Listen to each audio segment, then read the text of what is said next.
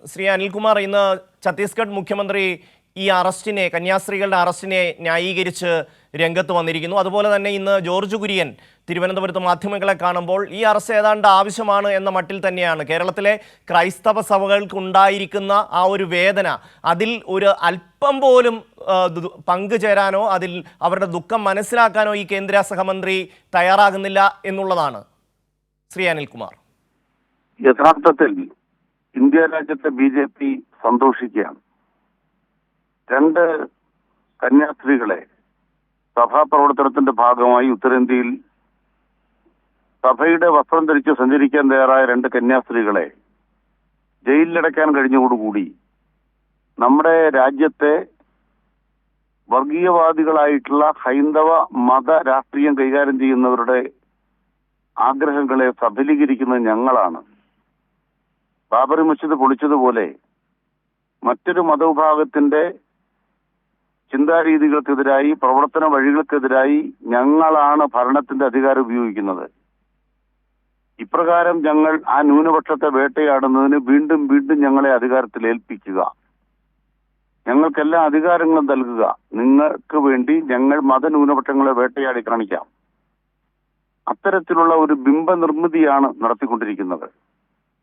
അതിനുവേണ്ടി ഞങ്ങൾ പ്രവർത്തിക്കുമ്പോൾ ഞങ്ങളോട് മത്സരിക്കാൻ കോൺഗ്രസ് ഉണ്ട് എന്നാണ് ജോർജ് കുര്യൻ വ്യക്തമാക്കുന്നത്.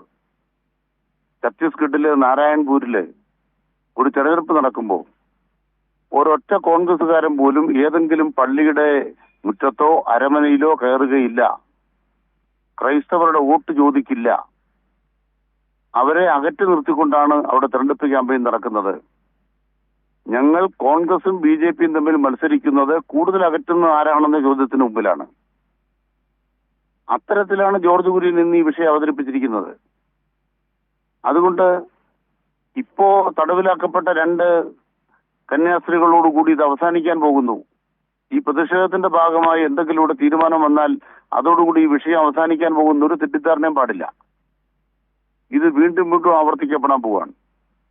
ഇത് വീണ്ടും വീണ്ടും ആവർത്തിക്കുകയും അതിന്റെ ഭാഗമായി മാത്രം ഉപജീവനം നടത്തുകയും ചെയ്യുന്ന ഒരു പ്രത്യയ ശാസ്ത്രമാണ് ഇന്ത്യ ഭരിച്ചുകൊണ്ടിരിക്കുന്നത്. ഇപ്പൊ എന്തെല്ലാമാണ് നമ്മൾ കേൾക്കുന്നത്? NIA അന്വേഷിക്കണം. ഈ കേസ് NIAയുടെ കയ്യിൽ വിട്ടുകൊടുക്കുകയാണ്. എന്ത് ദേശീയ സുരക്ഷയാണ് ഇതുമായി ബന്ധപ്പെട്ട് ഇവിടെ അപകടപ്പെട്ടത്? രണ്ട് പെൺകുട്ടികൾ പ്രായപൂർത്തിയായവർ യാത്ര ചെയ്യുന്നു. അവരുടെ കൂടെ അവരുടെ സഹോദരനുമുണ്ട്. ആ കൂടെ ഈ രണ്ട് കന്യാസ്ത്രീകൾ ഉണ്ടായിരുന്നുള്ള സത്യമാണ്. അവർ 5 ആളും യാത്ര ചെയ്തത് ആഗ്രയിലെ ഇവർക്ക് പഠിച്ച് ജോലി ചെയ്യാൻ കഴിയുന്ന ഒരിടത്തേക്കാണ്. ഇത്രയും കാര്യങ്ങൾ എല്ലാവർക്കും അറിയാവുന്ന കാര്യമാണ്. ആ വസ്തുതകൾ ബന്ധപ്പെട്ട കോടതി മുമ്പാകെ സമർപ്പിച്ച് ഈ വിഷയത്തിന് പരിഹാരം ഉണ്ടാക്കേണ്ടതിന് പകരം NIA ഇടപെടേണ്ട കേസാണ്. പ്രത്യേക NIA കോടതി കൈകാര്യം ചെയ്യേണ്ട കേസാണ്. ഇത്തരത്തിലേക്ക് ഈ കാര്യങ്ങളെ നീട്ടിക്കൊണ്ടുപോകുന്നത് ഛത്തീസ്ഗഡിലെ BJP സർക്കാരിന്റെ തീരുമാനപ്രകാരമാണ്. ആ തീരുമാനം എന്ന് പറയുന്നത് ഇന്ത്യ രാജ്യത്ത് നരേന്ദ്രമോദിയുടെയും അമിത്ഷയുടെയും തീരുമാനമാണ്. ഇതിലൂടെ ഈ രണ്ട് കന്യാസ്ത്രീകളെ ബിംബങ്ങളാക്കിക്കൊണ്ട് മറുഭാഗത്ത് ഇപ്പൊ ബീഹാറിൽ തെരഞ്ഞെടുപ്പ് നടക്കുന്നുണ്ടെങ്കിൽ, മറ്റു സ്ഥലങ്ങളിലേക്ക് തെരഞ്ഞെടുപ്പിന് കളമൊരുങ്ങാൻ പോകുന്നുണ്ടെങ്കിൽ, ഇതാ ഞങ്ങൾ ന്യൂനപക്ഷത്തെ വേട്ടയാടാൻ ഞങ്ങളെ വെല്ലാൻ ആരുമില്ല എന്ന അവകാശവാദത്തിന് വേണ്ടിയാണ് ഈ പരിപാടികളെല്ലാം നടപ്പാക്കിക്കൊണ്ടിരിക്കുന്നത്. ഇപ്പൊ രണ്ടുപേർ ഇരയായിട്ടുണ്ടാവും. അതുകൊണ്ട് ഉത്തരേന്ത്യയിൽ പ്രേക്ഷിത പ്രവർത്തനത്തിന്റെ ഭാഗമായി കന്യാസ്ത്രീകൾക്കോ പുരോഹിതന്മാർക്കോ അവരുടെ വസ്ത്രങ്ങൾ ധരിച്ച് യാത്ര ചെയ്യാൻ കഴിയാത്ത അവസ്ഥ വന്നിരിക്കുന്നു. കേരളം വിട്ടുകഴിഞ്ഞാൽ ഭക്ഷണത്തിൽ അല്പം ഇറച്ചു കരുതിയാൽ തല പോകുന്ന അവസ്ഥയിലേക്ക് വന്നിരിക്കുന്നു.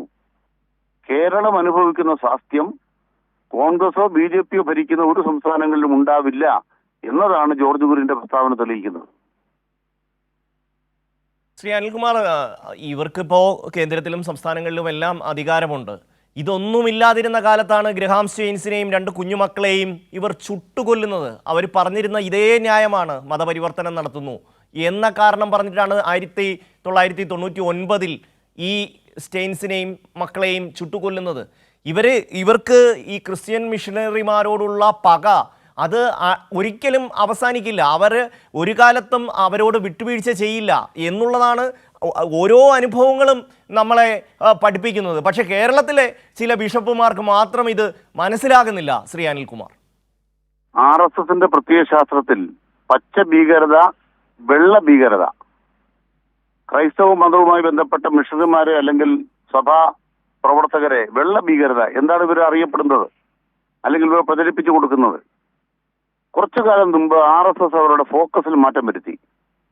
മുസ്ലിങ്ങൾക്കെതിരായി ക്രിസ്ത്യാനികളും ഹിന്ദുക്കളും ഒരുമിച്ച് നിന്നുകൊണ്ട് നമ്മുടെ രാജ്യത്തൊരു വംശീയ യുദ്ധം ഉണ്ടാക്കാം.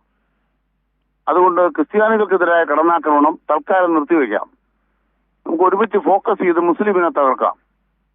അതിന്റെ ഒരു പരീക്ഷണ ഭൂമിയായിരുന്നു മുനമ്പം. അതിന്റെ ഭാഗമായിട്ടാണ് ക്രൈസ്തവ അരമനകളിൽ ഗവർണർമാർ, ഇപ്പോൾ റിട്ടയർ ചെയ്ത് പോയിട്ടുള്ള ഗോവ ഗവർണർ അരമനകളുടെ സ്പെഷ്യലിസ്റ്റ് ആയിരുന്നു. ഇതുപോലെ ഇപ്പോഴത്തെ കേന്ദ്രമന്ത്രിമാരും ഗവർണർമാരും എല്ലാം അരമനകളിൽ ഇറങ്ങി നടക്കുന്നില്ല. ഈ സഭാപിതാക്കന്മാർ പലരും ഇതിനിരയായി തീരുകയാണ്. കാരണം അവർ വിളിക്കുന്നിടത്ത് പോയില്ലെങ്കിൽ, അത്താഴത്തിൽ പങ്കെടുത്തില്ലെങ്കിൽ നാളെ അവർക്ക് ഭരണകൂടത്തിന്റെ ഭാഗമായി വേട്ടയാടൽ വരും, ED വരും. അതിനെ ആത്മബലത്തോടെ ചോദ്യം ചെയ്യാൻ പറ്റുന്നവരുടെ എണ്ണം കുറവാണ്. അതിന്റെ ഭാഗമായി നമ്മുടെ സമൂഹത്തിൽ ആ വിഭാഗം ആളുകൾ ഇരയാക്കപ്പെടുകയാണ്. ഏതെങ്കിലും വൈദികരുടെ, ബിഷപ്പുമാരുടെ വ്യക്തിപരമായ വ്യതിചലനമല്ല, മറിച്ച് സഭാപ്രവർത്തനം നടത്തുന്നവരുടെ സ്ഥാപനങ്ങളുമായി ബന്ധപ്പെട്ട് എങ്ങനെയാണ് പ്രതിപക്ഷത്തെ വേട്ടയാടുന്നത്, അതേപോലെ വേട്ടയാടുന്ന മുഖമാണ് ക്രൈസ്തവ സഭകളുടെ സ്ഥാപനങ്ങൾക്കെതിരായ കടന്നാക്രമണം. ആ കടന്നാക്രമണത്തിന് ഒഴിവാക്കാൻ വേണ്ടി അവർ ചോദിക്കുന്ന കൂലി എന്താണ്? മുസ്ലിങ്ങളെ ഞങ്ങൾ വേട്ടയാടുമ്പോൾ ഞങ്ങൾക്കൊപ്പം നിൽക്കണം. ഇതാണ് BJP അല്ലെങ്കിൽ RSS ക്രൈസ്തവ സഭകളോട് ആവശ്യപ്പെടുന്നത്. അതിന് നിന്നുകൊടുക്കാത്തവർ ആക്രമിക്കപ്പെടും, അതിന് പിന്തുണ കൊടുക്കാത്തവർ ആക്രമിക്കപ്പെടും. ഇപ്പോൾ മറ്റു തെരഞ്ഞെടുപ്പുകൾ വരുമ്പോൾ BJPയുടെ ഫോക്കസ് മാറുന്നത് കൊണ്ട് ക്രൈസ്തവരും ആക്രമിക്കപ്പെടുന്നു എന്ന് കാണാം. നാഗാലാൻഡ് തെരഞ്ഞെടുപ്പ് വന്നാൽ കൂടുതൽ സ്നേഹം കാണിക്കും, ഗോവയിൽ തെരഞ്ഞെടുപ്പ് വന്നാൽ കൂടുതൽ സ്നേഹം കാണിക്കും, കേരളത്തിൽ തെരഞ്ഞെടുപ്പുണ്ടെങ്കിൽ സ്നേഹം കാണിക്കുമായിരുന്നു. പക്ഷെ ഇപ്പം മറ്റ് മുൻഗണനകൾ വന്നുകൊണ്ടാണ് ഛത്തീസ്ഗഡിന്റെ ഫോക്കസ് ചെയ്ത് ഇത് വന്നിരിക്കുന്നത്.